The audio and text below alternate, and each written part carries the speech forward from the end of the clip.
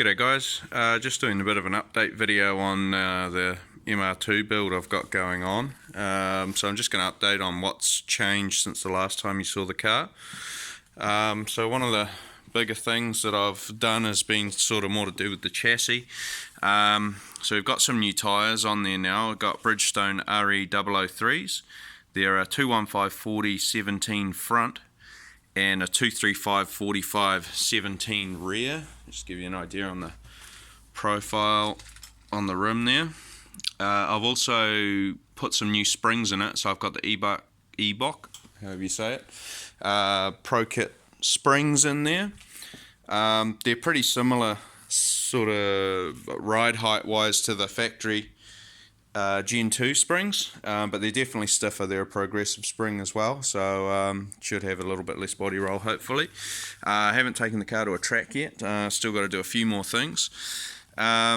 Brakes, I've put some new discs up front. I've got some Zanelli SP500 pads, which are supposed to be like sort of a street slash light track use pad. They're really good. I'm going to do the same upgrade in the rear. I'm going to order those next week. I've also put the TRD brake fluid in it, which has been pretty good. It's basically a Motul brake fluid, but it's much cheaper buying it through Toyota as a TRD product. Moving on, in the inside of the car.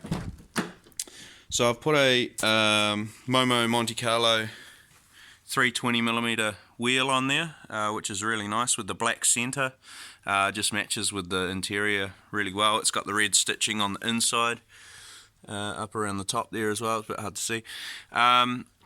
Shifter, I got the MR2 Heaven Gen 5 style gear knob there with the leather handbrake boot and gear shift boot. I put a Pioneer DVD head unit in there, just also so I could incorporate the Bluetooth.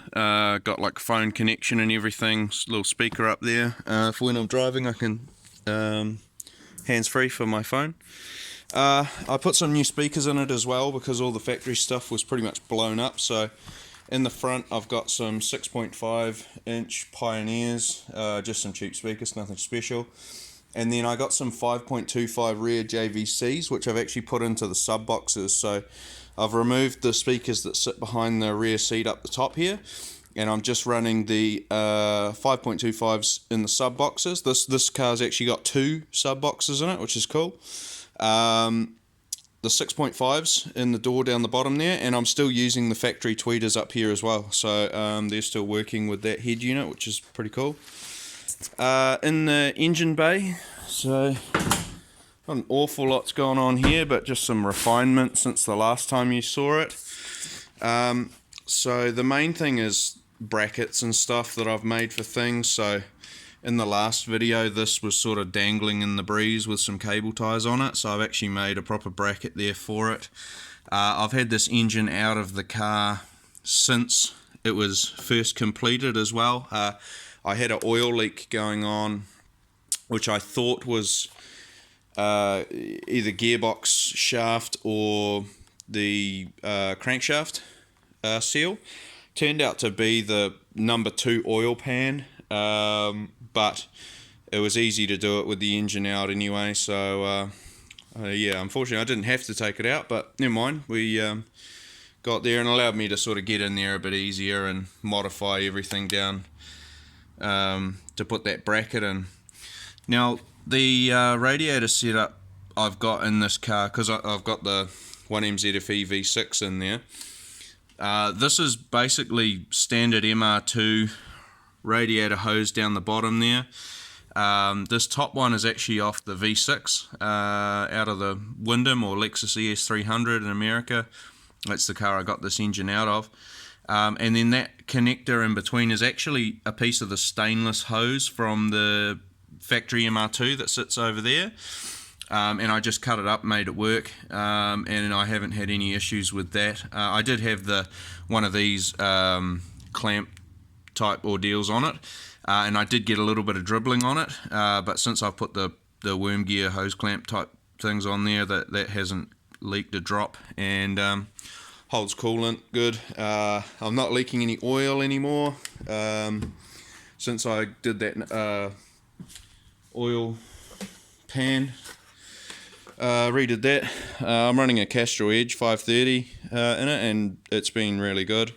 I did 5,000 kilometers on the first lot of oil, and I've changed it since then. So I've done about 10,000 kilometers or so since it was first put together, and I haven't had anything really go wrong with it. The only thing I had go wrong was one of my battery terminals had come loose, which sort of made a few weird things happen, which I thought was engine, but no, it turned out just to be a loose battery connection. So I've replaced the terminal on that, and yeah, it's all been running really good. I've got the first dyno tomorrow.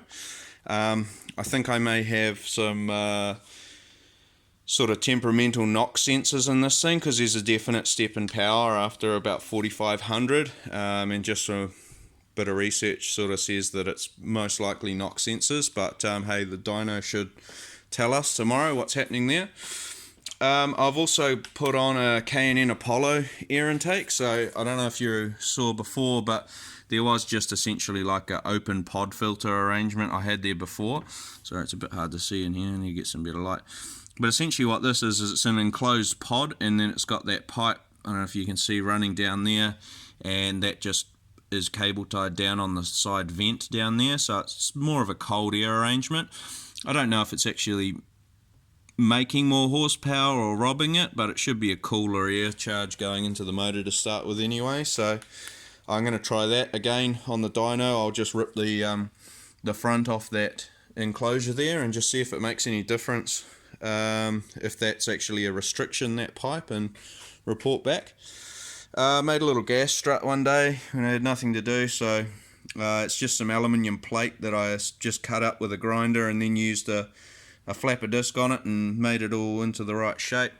Same with that one up there, and that's just a generic sort of gas strut that I got off eBay for the right length, and I think it ended up costing me like $15 or something to make the whole thing, and it's probably one of the best mods I've done so far. It's just awesome, you know, being able to lift it up and it stays there, so rather than having the silly little rod there that, you know, the clip up the top breaks.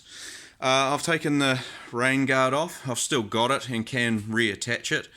All I did was I cut off the corners, and so I could keep the little adjustment rubber things there, and then made a little bracket to hold the fan sensor thing there. What else have we done?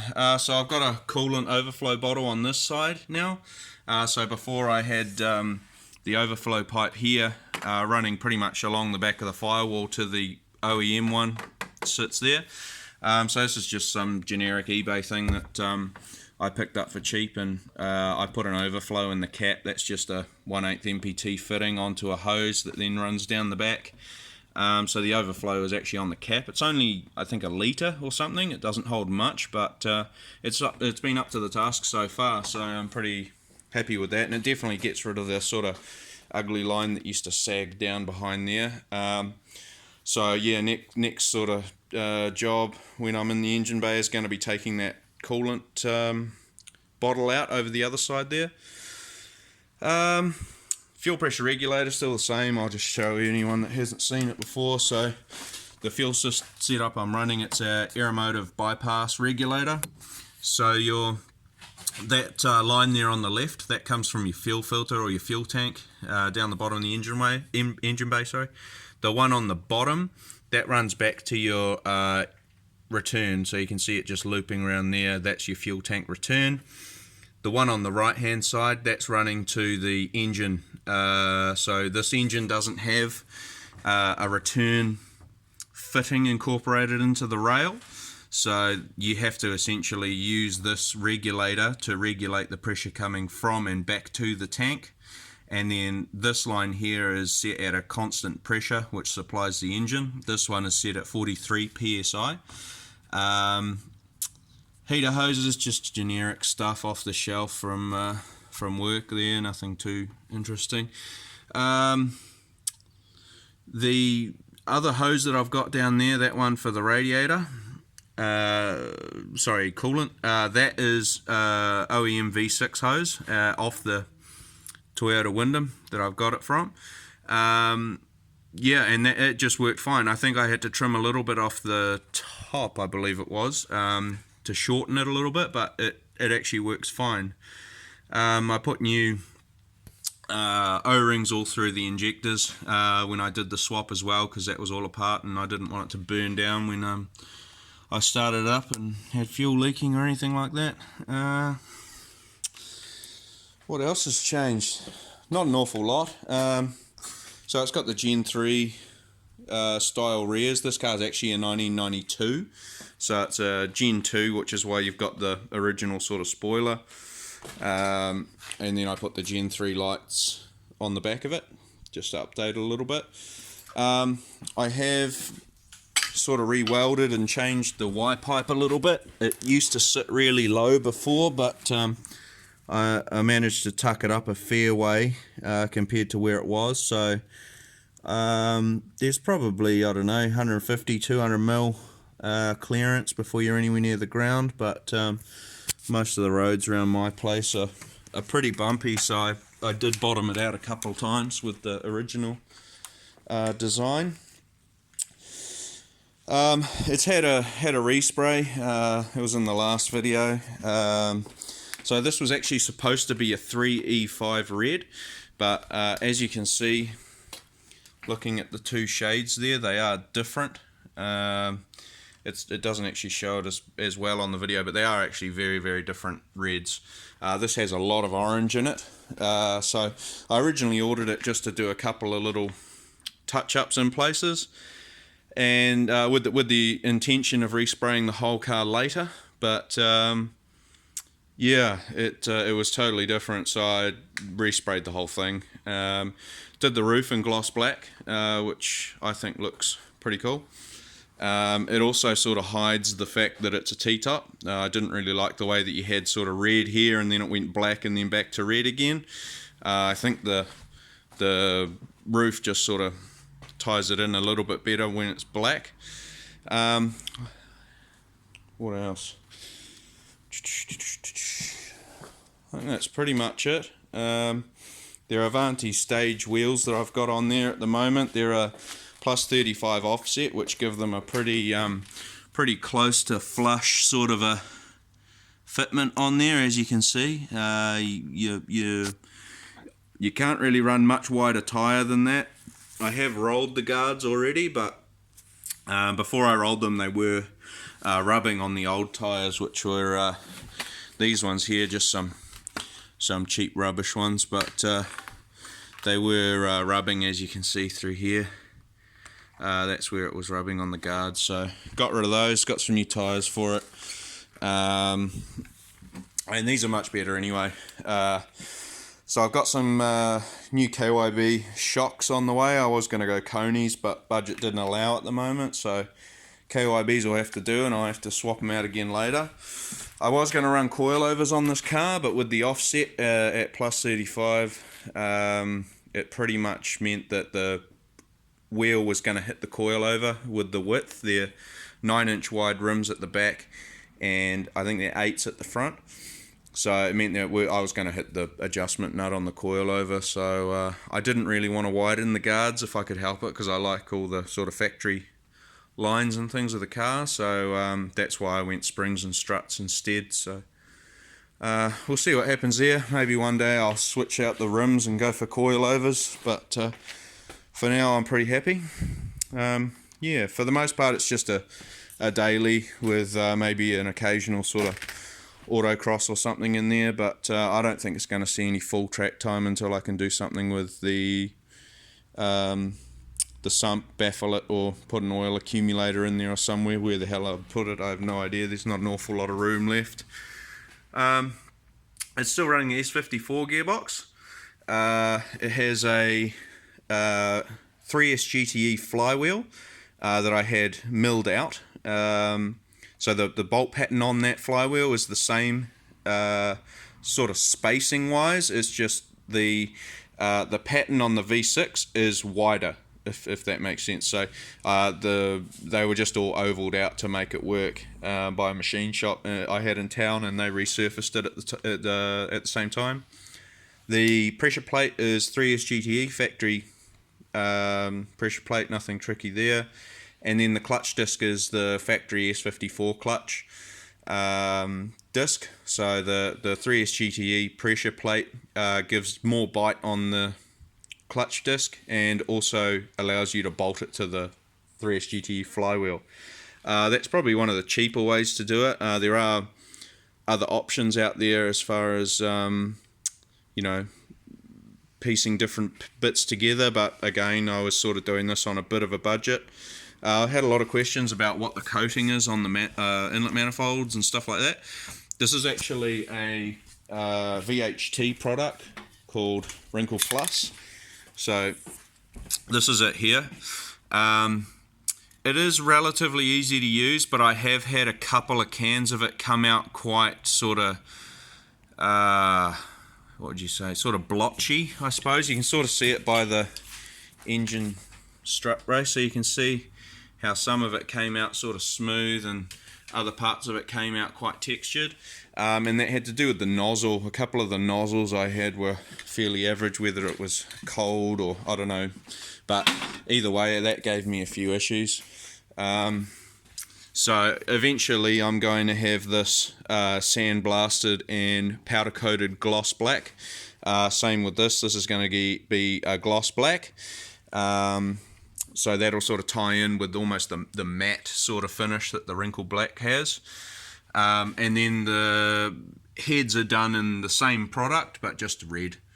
And yeah, it came out pretty cool. So the sort of idea with that was the Integra Type R heads, rocker covers. I really like the way that they sort of look, and after a bit of research I sort of found that thing replicates it, so that product, I've put a new PCV valve in there, this little sucker down here. Reason for that is I didn't know how old the one that was in this engine was. Turns out it looks like it was pretty much from factory. Now they're very, very tricky to remove, so if you are doing one of these engine swaps, I recommend that you do it with the engine out of the car, because my old one that was so sort of old and been through so many heat cycles and things like that, the plastic just got so brittle, and what happened is when I tried to lever this out, it basically cracked and dropped inside the rocker cover, which meant inlet manifold off, you know, all the ancillary stuff in between here and there, and I had to take that rocker cover off, which it's not that difficult to do when it's in the MR2, but honestly, if you've got the time, it's like 2 hours worth of work that you don't have to do when it's in the car. It's just really fiddly, so I 100% recommend you replace that PCV valve or do a PCV valve delete or something. But yeah, if you can avoid doing it in the car, it's a way better option. Yeah, so that's pretty much about all that I can think of, but I'll keep everyone sort of updated with what's happening with the car.